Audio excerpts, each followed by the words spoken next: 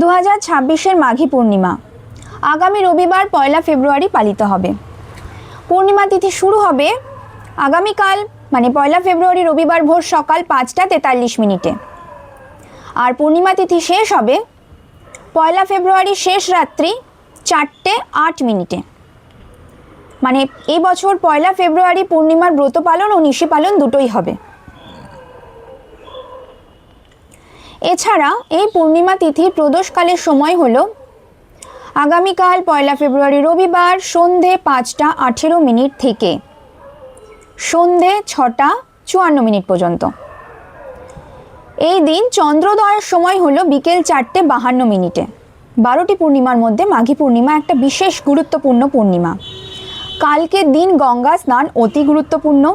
কালকের দিন সূর্য মকর রাশিতে আর চন্দ্র কর্কট রাশিতে পুষ্যা নক্ষত্রে অবস্থান করছে।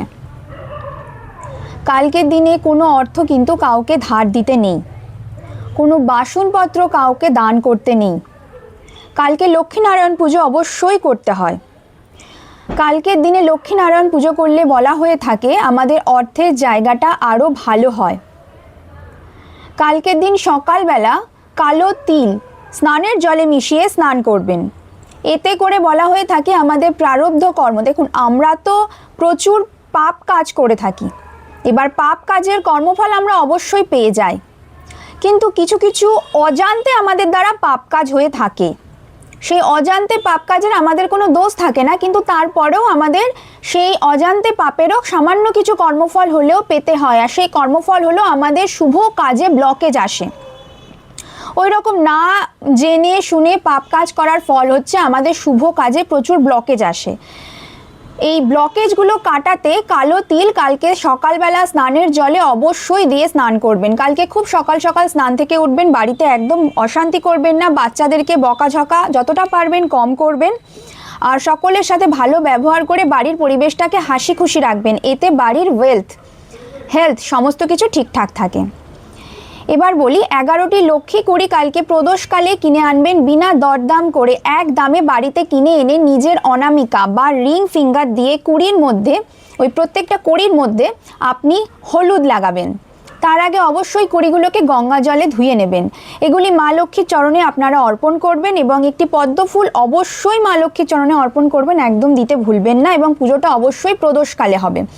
প্রদোষকালে মায়ের পুজো করার পর পূর্ণিমা তিথি যখন ছেড়ে যাবে তখন কড়িগুলি সংগ্রহ করে নিজের অর্থস্থানে ক্যাশ বাস্কে পার্সে বা লকারে রেখে দিন। এর ফলে চন্দ্র আপনাদের অনেক ঠিক থাকবে।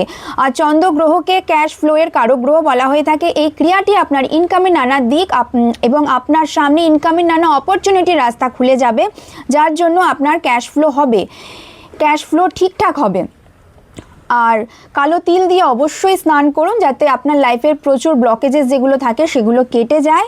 আর পারলে কালকে ঘিয়ের প্রদীপ লক্ষ্মীনারায়ণের সামনে একটি, তুলসী তলাতে একটি, এবং আপনার দোয়ারপাল যেদিকে আপনারা দ্বার ঘট বসান আপনাদের সদর দরজার সেই দুদিকে দুটো ঘিয়ের প্রদীপ জ্বালান এবং প্রদীপে অল্প করে হলুদ এবং একটি করে কর্পূর আর একটি করে লবঙ্গ দিয়ে দেবেন, এবং সেটি যেন ঠিকঠাক করে জ্বলে সেটা খেয়াল রাখবেন যেন বুক না পুড়ে যায়।